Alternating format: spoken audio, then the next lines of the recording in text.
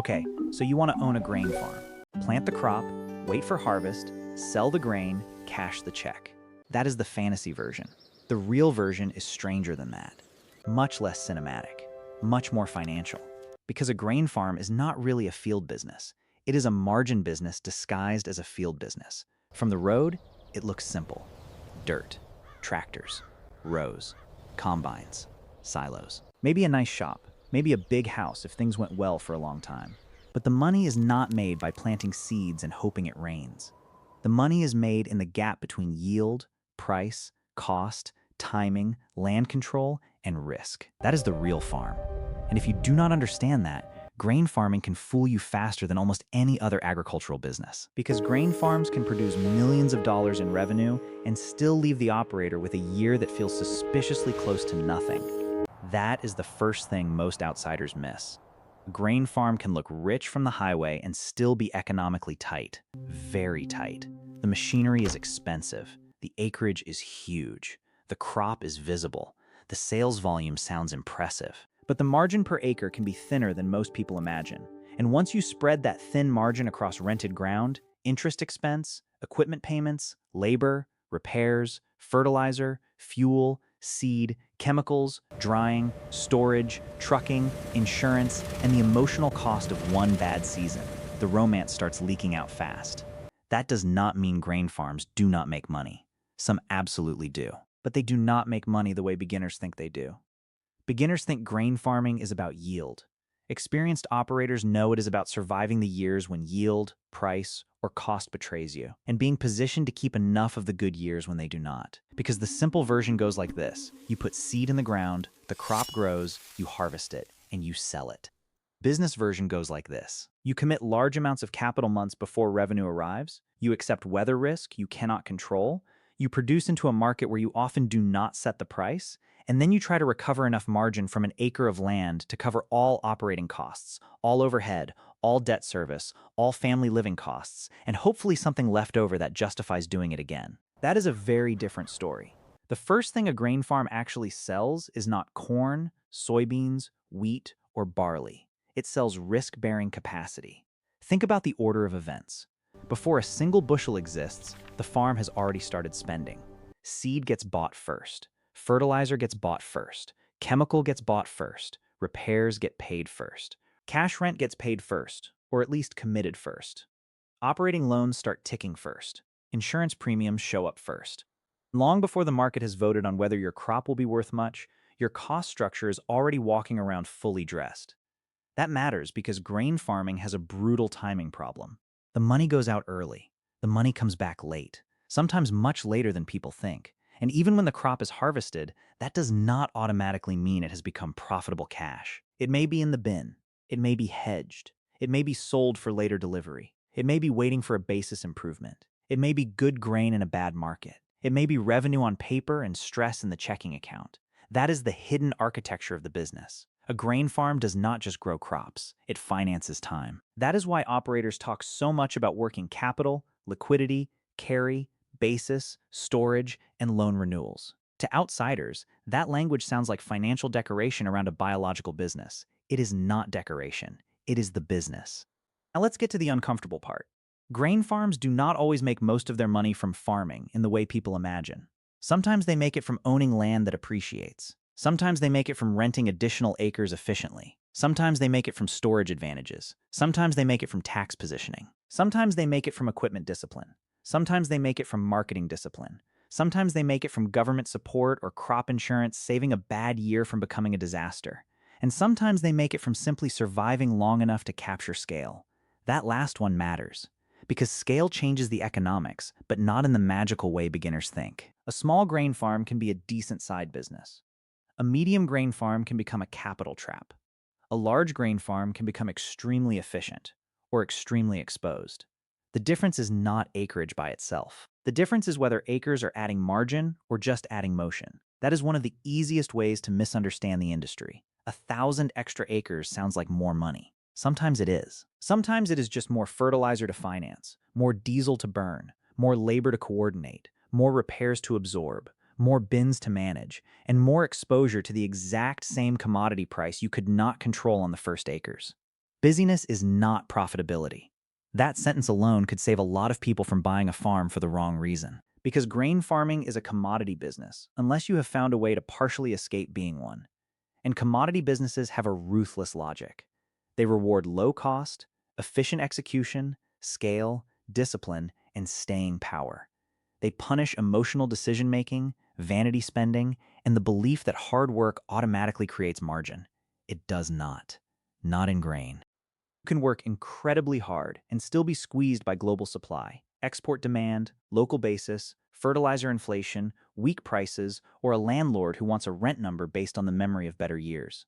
That is why the grain farmer's profit is usually made, or lost, in just a few places. First, land. If you own productive land bought at the right time, your economics are fundamentally different from someone trying to cash rent everything at peak rates. That is not a moral difference. It is a structural one. A farm with low-cost inherited land has room to breathe.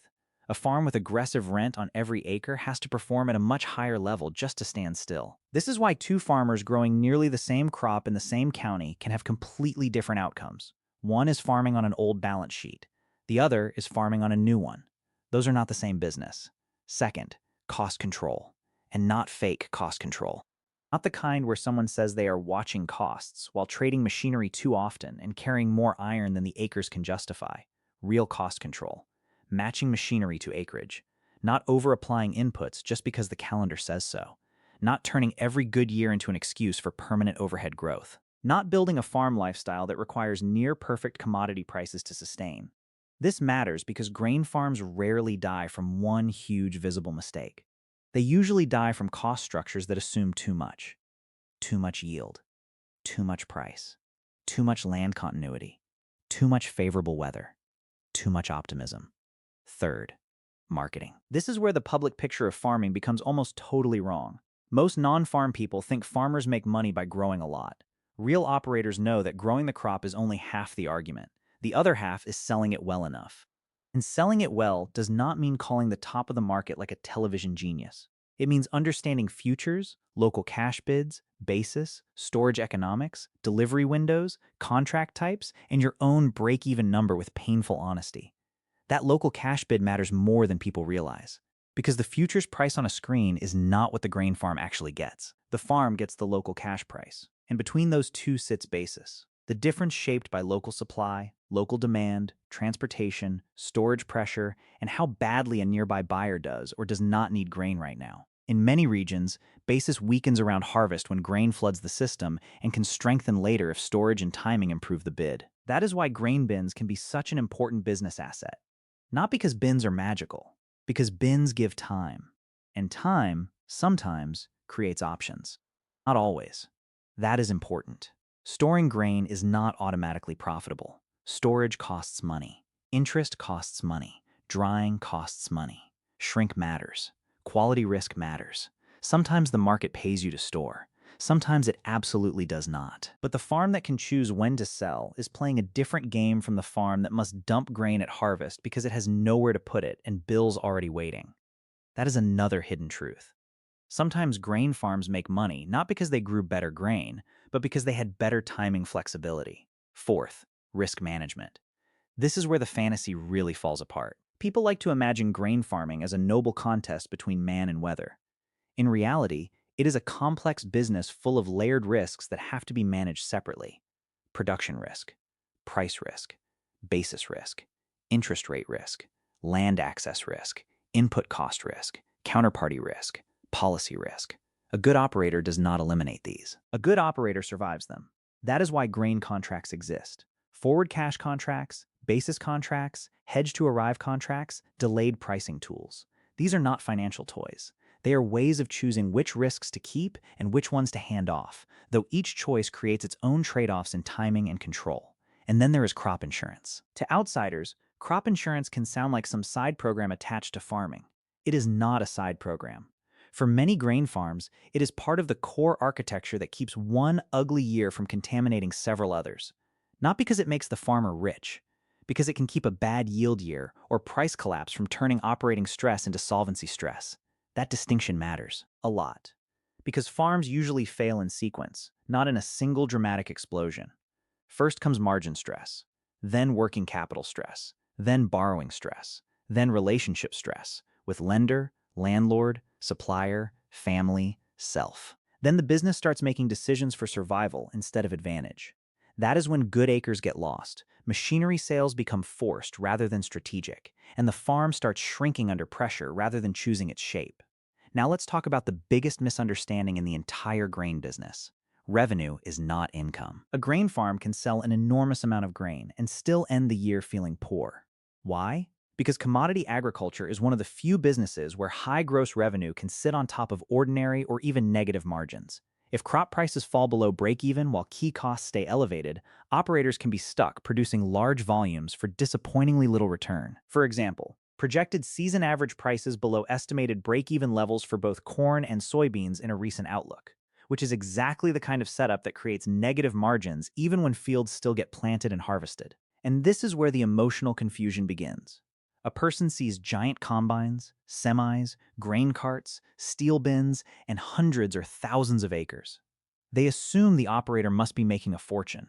Sometimes they are seeing wealth. Sometimes they are seeing debt. Sometimes they are seeing multi-generational capital accumulated over 50 years. Sometimes they are seeing a family business that is one week cycle away from a very serious conversation. You cannot tell from the road. That is the rule. The outside image tells you almost nothing. Now here's where grain farms actually do have a real edge.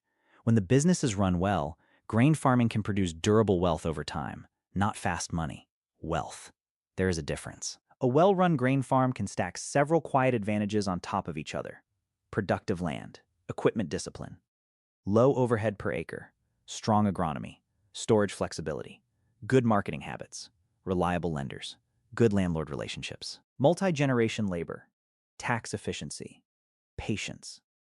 That combination is powerful, not flashy. Powerful. Because if you can farm at a low enough cost, protect your downside, avoid stupid capital decisions, and stay alive through low-margin years, you put yourself in position to benefit when prices recover, rents normalize, or acreage opportunities open up. That is how some grain farms really win. They outlast. They are not always the boldest. They are often the least fragile. And that may be the most important line in this whole script. In grain farming, the winner is often not the farm that looks the most impressive. It is the farm that is hardest to kill. So, how do grain farms actually make money? They make money when yield is good enough, but not by yield alone. They make money when price is decent, but not by price alone. They make money when land cost stays sensible. They make money when machinery does not consume the margin. They make money when storage and basis create better selling windows. They make money when marketing is disciplined instead of emotional. They make money when bad years are survivable. They make money when they are structured to keep more of the upside than the downside can destroy. That is the real answer, not plant and harvest, structure and survive. Now, should you own one? Maybe. Go if you have access to land on terms that leave room for profit. Go if you understand that this is a capital allocation business as much as an agricultural one. Go if you are prepared for years where the farm is working hard without feeling generous. Go if you can respect spreadsheets as much as weather. Go if you know that buying more acres is not always progress. Go if you can separate pride from profitability. Conditional go if you are entering with strong working capital, modest leverage, and a realistic plan for acreage, equipment, and marketing. No go if your business plan assumes permanently high grain prices. No go if you are renting expensive land just to feel big. No go if you think the machinery is the business. No go if you cannot tolerate commodity volatility. No go if you need immediate, stable, salary-like returns. And definitely no go if your operating philosophy is just grow more without being able to explain where the margin comes from. Because the grain does not care what story you tell yourself. The market does not care how hard you worked. The bank does not care that the crop looked beautiful in July. The farm only cares whether the numbers close. And when they do close, when the acres are right, the costs are controlled, the marketing is competent, the rent is reasonable, the bins buy flexibility, the insurance protects the floor, and the operator does not confuse movement with profit. Grain farming can absolutely make money, real money, not easy money, not clean money, not guaranteed money, but real money. Sometimes, over a long enough stretch, real wealth. That is the truth most people miss. Grain farms do not usually make money because they grow grain. They make money because they control land well enough, finance risk intelligently enough, manage costs tightly enough, and market the crop carefully enough to leave something behind after a business designed to consume cash has taken its share. That is the whole game. The field is just where the argument becomes visible.